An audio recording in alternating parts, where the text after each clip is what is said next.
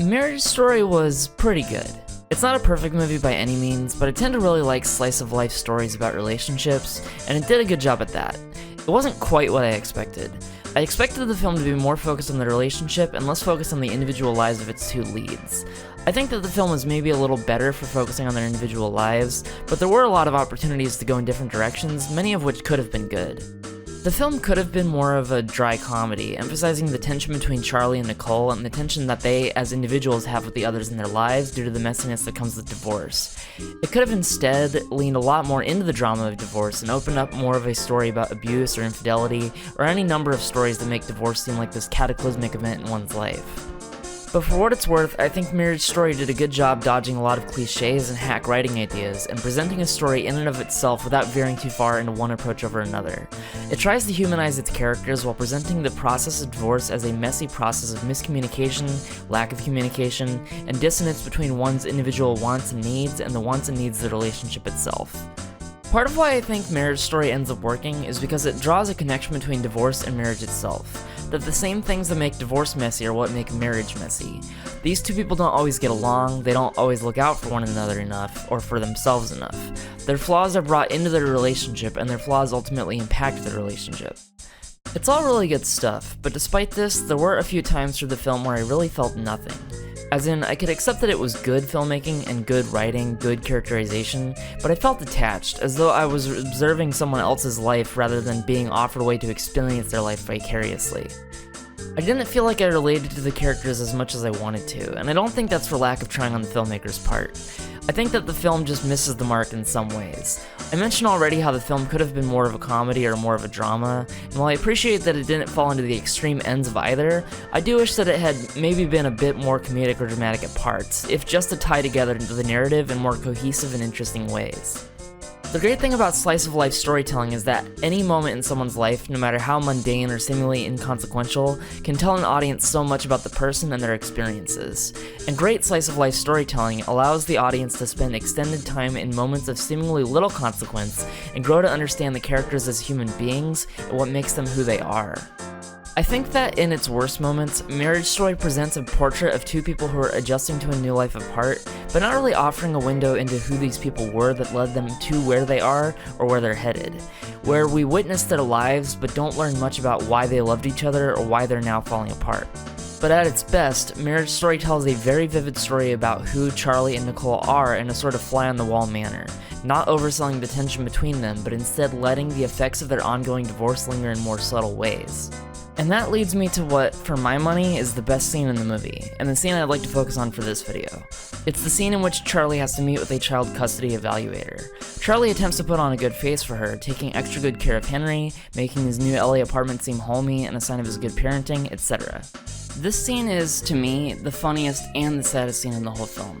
Henry asks Charlie if he can do the knife trick, and Charlie refuses. Later, when Henry is put to bed, Charlie speaks one-on-one with the evaluator, and likely feeling nervous that hearing that he does some sort of knife trick will alarm her, he clarifies unprompted that the knife trick is an innocent trick where he takes a retractable razor and pretends to cut his arm while it's retracted. In demonstrating the knife trick to the evaluator, he accidentally cuts his arm open and begins bleeding out.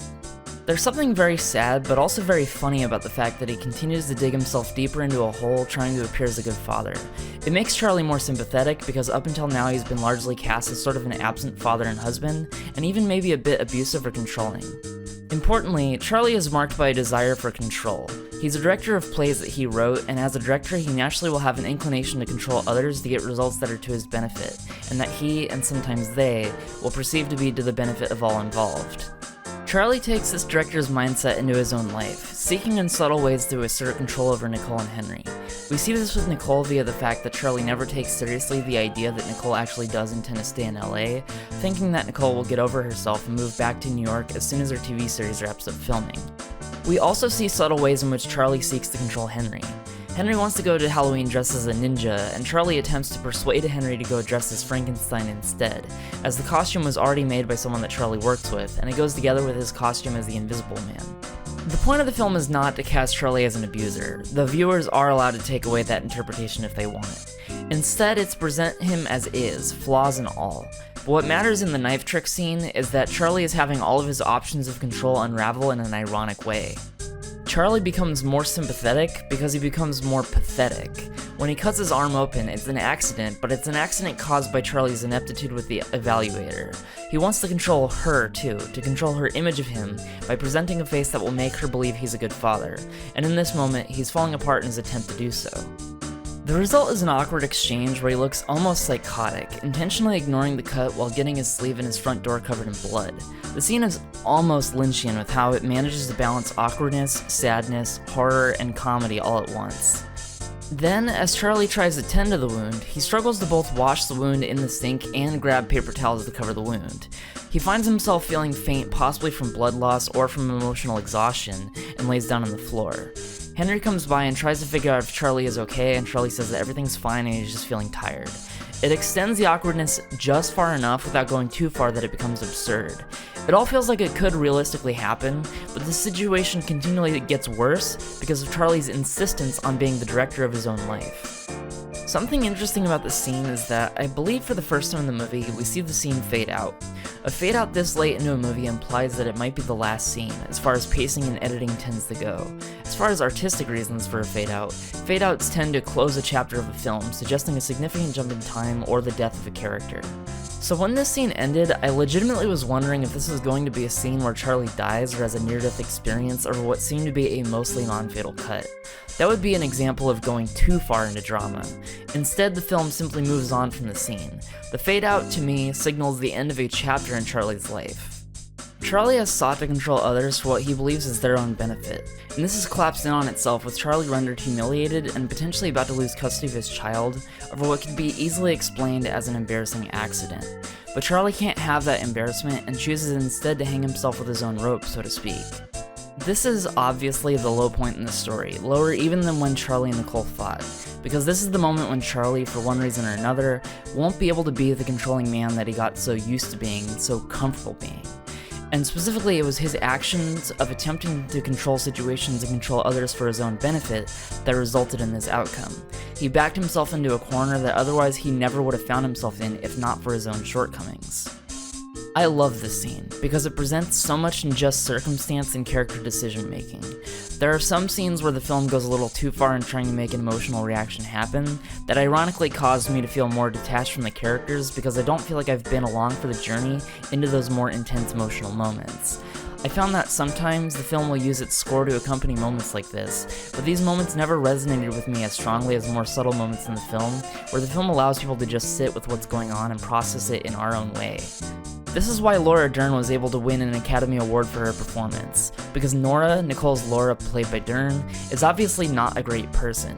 She's a person interested in winning cases and not interested in the well-being of the people whose divorce she's in the process of negotiating. Dern's acting is able to strike a delicate balance between comedy and drama through her statements, attitude, and body language, in a way where I felt really skeptical of Nora early on, and that's because Dern is able to sit in that really difficult place of having a smile seem sincere to Nicole, but feel a bit insincere to the viewer, without some obvious edit to signal that difference so that everyone can catch it. It's those little subtleties that end up feeling more meaningful than obvious broadcasting of emotions, especially in a film like this where the story is about a more subtle and gentle topic. There's a great moment when Nora informs Nicole that she managed to get a better custody deal for Nicole than what she wanted, a 55-45 split of time with Henry. Nicole explicitly said she didn't want that, and this is when it becomes apparent that despite Nora seeming to mean well by Nicole, she's really not any better to Nicole than Charlie. She just places her own self-interest on Nicole in a way that is to her detriment. One of the recurring themes of the film is how Nicole struggles with having a say in her own life. Her mother expresses a desire to remain close to Charlie, her lawyer attempts to cut Nicole a better deal than she actually wants, her marriage counselor puts pressure on her to read her letter to Charlie. Nothing huge, but these subtle forms of lacking control in one's life can have a huge effect when accrued in so many different areas of life over such a long period of time. In the knife trick scene, Charlie begins to see his life unravel as a result of his own desire for control in a way that gives him a taste of what Nicole has been going through in their marriage. That Charlie's world is encroaching on her own in a way that demands that she give up herself for him. When he's asked to give up even a little bit of himself for her, he refuses as if the thought of it is beneath consideration. But now he's seeing how this attitude has impacted her because it's starting to impact him too. He's now the victim of his own bad attitude. And again, it's not in this big sweeping way, it's just little things that are accruing into bigger problems. It's not a moment where he loses his son or where he nearly dies.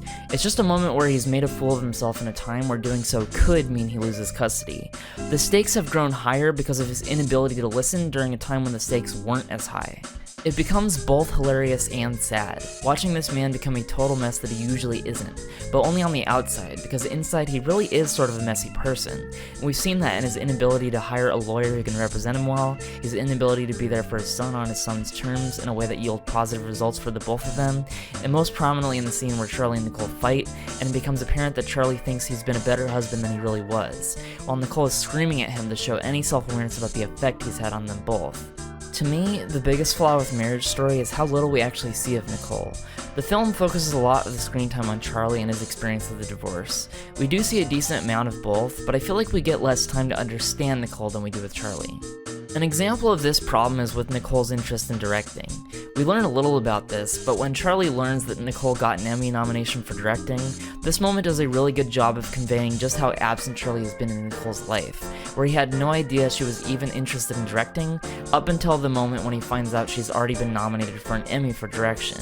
It also tells us that Charlie didn't watch Nicole's show or pay much attention to it. Charlie is absorbed in his own life, and he needs to learn to stop doing that and actually be there for Nicole now. But even though it works if we view the film from Charlie's perspective, the film doesn't give enough time to Nicole's perspective for this to work as well as I'd like it to. It isn't a big part of the narrative, even though it's a big part of her growth as a character, which grants too much credibility to Charlie's view on the relationship. There are moments when Nicole does express a desire to have more control over her own life and even asserts that control, such as the scene where she makes out with a random guy at a Halloween party and discusses explicit terms of what kind of sex she'll be okay with having.